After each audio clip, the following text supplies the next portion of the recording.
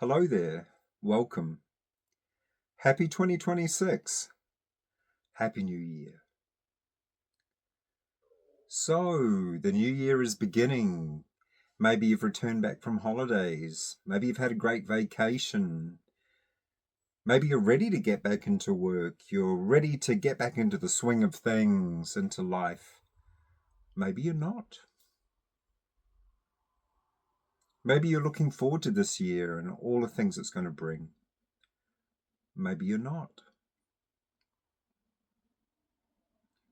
Maybe you're happy with where your life is right now and very content and satisfied.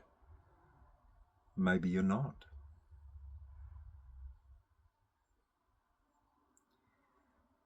In this video, I'd like to discuss something that maybe you haven't been exposed to, if you like, about meditation.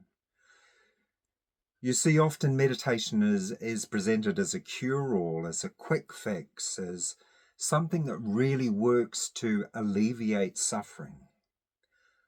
So what we're going to look at in this video today is, does meditation really alleviate suffering?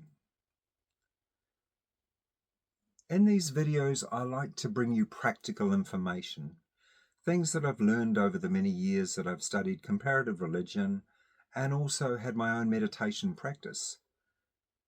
Practical advice that you could find useful, and I hope you do. So, does meditation alleviate suffering? Why don't we start with a story? You know, stories are a really great way to let the truth of something sink in. They're one step removed from our life, so we can hear the truth in the story, and then we can apply it to our life if we wish. So, here's the story. I'll keep it very simple. Once there was a man who was a prince. He was born into a life of privilege and wealth and comfort and beauty. The father of this prince said to the prince's attendants, "My son must never see outside the palace compound. Never let him out of the palace compound. He must not see old age, sickness, death, suffering. I do not wish this for my son, so do not let him outside the palace compound, which is full of beauty and wealth and privilege."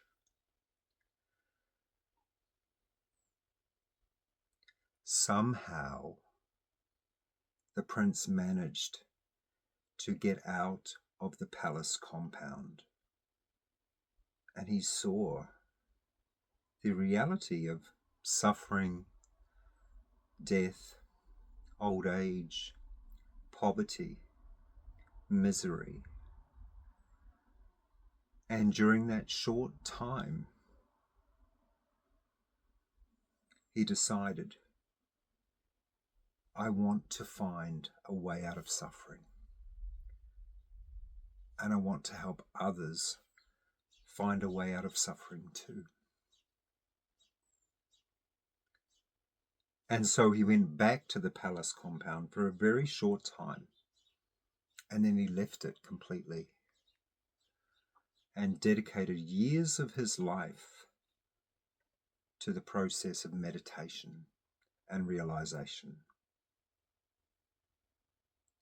This prince's name was Siddhartha, and he later became known as the Buddha, as the enlightened one.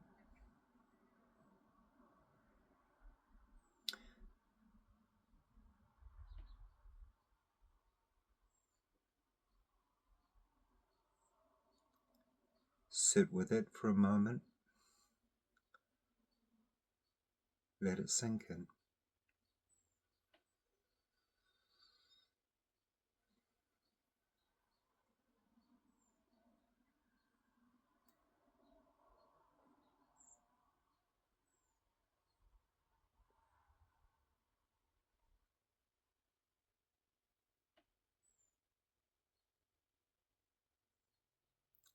So,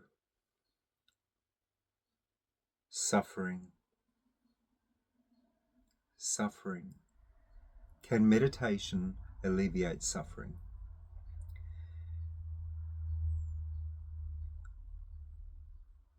The short answer, in my years of meditation and my own life, if I'm being 100% authentic and honest with you, which is what I will always strive to do in these videos, the short answer is no.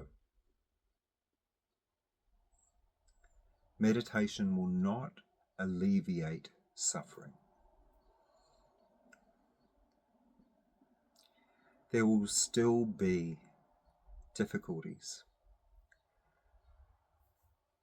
This may be the death of a loved one. It could be problems with alcohol or drugs. It could be relationship issues. It could be an accident. It could be an extended illness.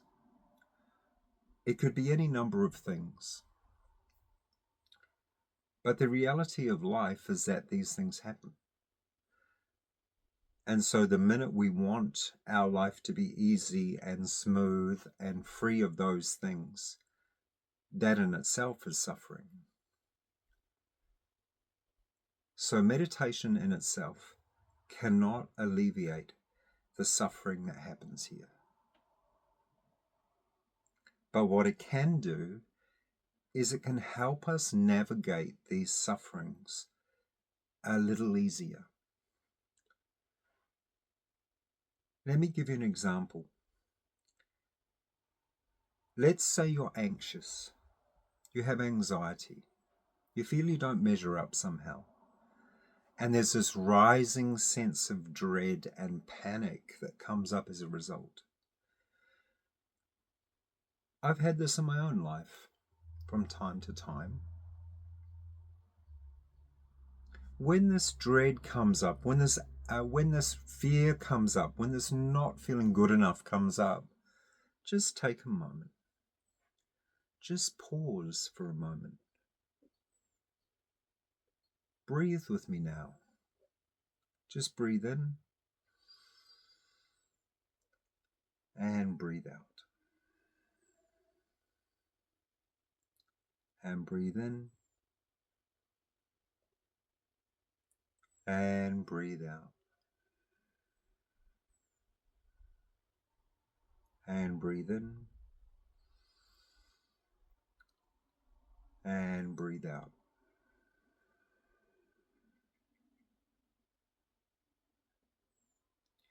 Just let yourself settle. Let yourself settle. The mind is meant to be busy. And believe me, nowadays the mind is so busy. Social media, turn on the news, look at what's happening in the world. The mind is so busy. But by just stopping and following the breath, which is a spiritual tradition in many of the world's meditation traditions. If you just follow the breath, the technique of watching your breath without doing anything to it, just watching as it comes in and as it goes out, as it comes in and as it goes out, it will tell you much about your inner world. If the breath is like this, there's likely to be stress, excitement, or anxiety. If the breath is like this,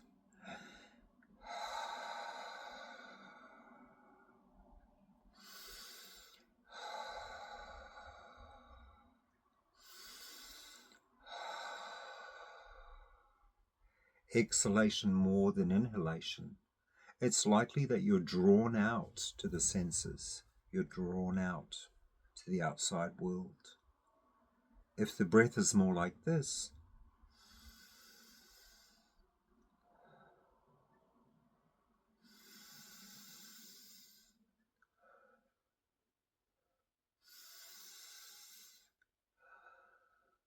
more inhalation than exhalation, it's likely that your awareness is drawn inward to your inner world rather than the external world. If the breath is like this,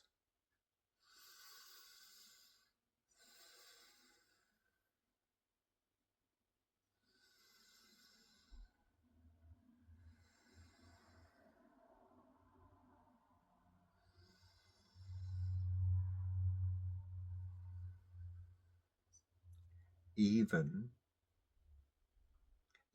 inhalation, even exhalation, it's likely that you're in a space of equanimity.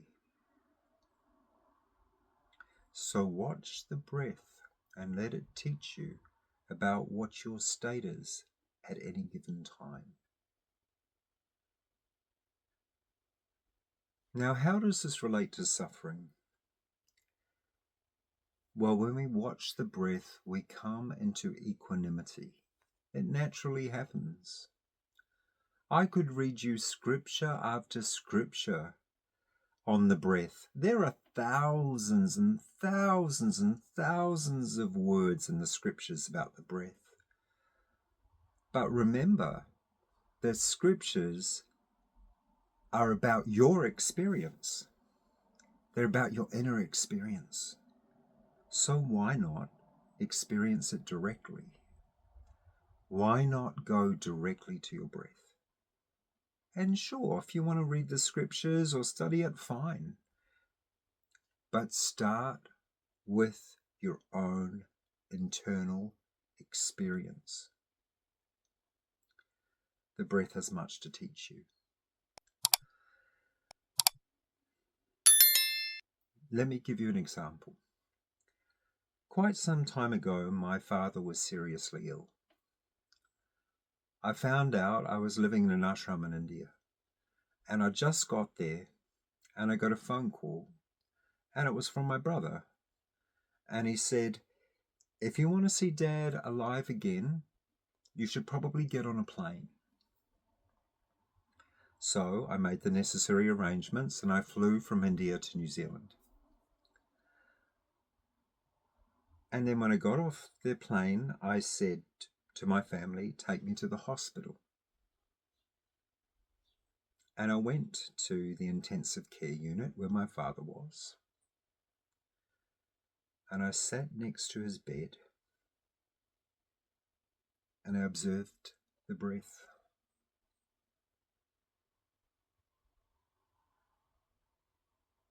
Did it alleviate the suffering that was going on then? Not necessarily, no. But did it open up presence, equanimity, stillness to make things easier? Yes, it did. Yes, it did. For me, I hope for my dad, and for the other people around, all going through their own suffering. Now, my dad pulled through that time, and then later there were a lot more health journeys with him. But the reason I'm sharing that story with you is whenever you're going through difficulties, say you might be having trouble in your relationship, in your job, there might be stuff going on for you. You might be struggling with alcohol or some sort of substance. You might have received some very bad news. Whatever goes on for you, understand the breath is always there for you. It's always there. It's been there from the beginning. It'll be with you to the end. So just remember to breathe. But not only that, remember to be aware of your breathing. Be aware of your breathing. Let's breathe again.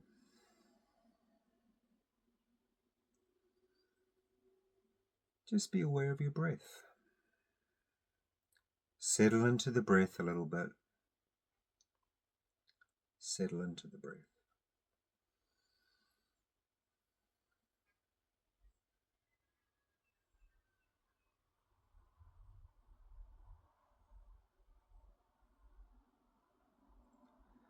And continue to be aware of your breath. For the rest of this video, just be aware of your breath.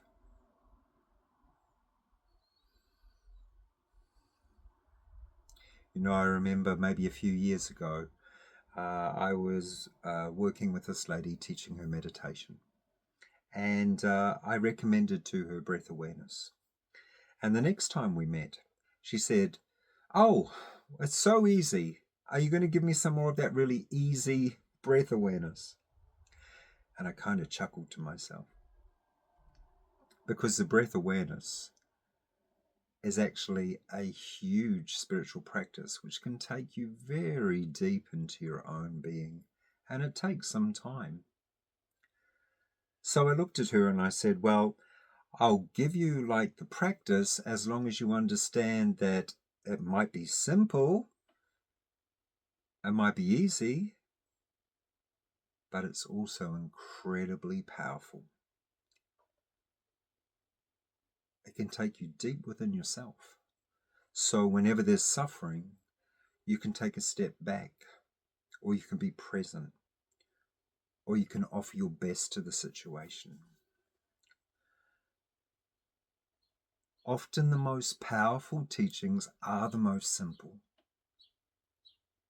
You don't have to have some pristine, holy person in front of you telling you how special a practice is. The breath is yours. It belongs to you. It's always been with you. And the good news is that it's incredibly powerful, incredibly beneficial. All you have to do is turn to it. And if you forget, that's okay. When you forget, remind yourself to remember, and then just become aware of the breath again as it goes in and as it goes out. So, breath, meditation, suffering. Can meditation alleviate suffering? Suffering is part of being here. It's part of being a human being. It's part of the mystery. It's part of the majesty, if you like, of being alive.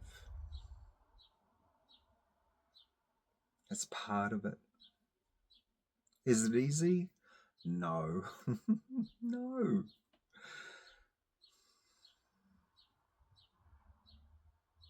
Should we try and run from it and escape it? Well, we could try, but in my own experience, that will be kind of futile, because it's part of our life. Suffering is there.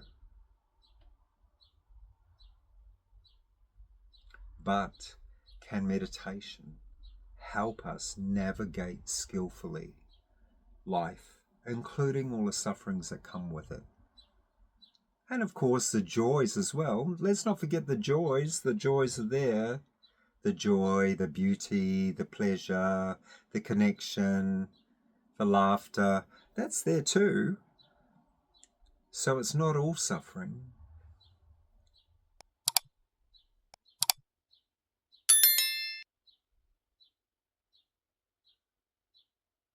So, once again, can meditation alleviate suffering? No. Can it help us navigate suffering more skillfully and therefore have a more enriching experience of life and the many colors that life is? Yes.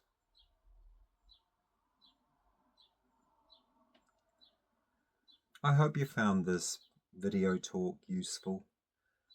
That's the reason I do them.